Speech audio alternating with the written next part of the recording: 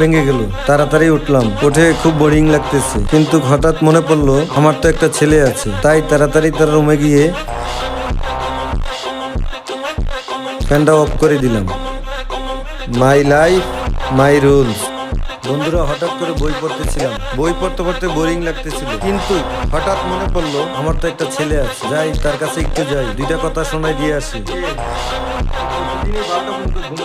এখনো বুঝা রইছো করস না বাপের হোটেলে খা এমনি কয়দিন চলবো ভবিষ্যৎ কি? বন্ধুরা, হঠাৎ ফোন টিপতেছিলাম, ফোন টিপতে টিপতে ফোনের চার্জ শেষ।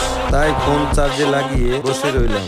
বসতে বসতে খুব বোরিং লাগতেছিল, কিন্তু তখনই হঠাৎ মনে পড়লো আমার তো একটা ছেলে আছে। তাই ছেলের কাছে ছুটে গেলাম। খা খা খা বেশি করে খা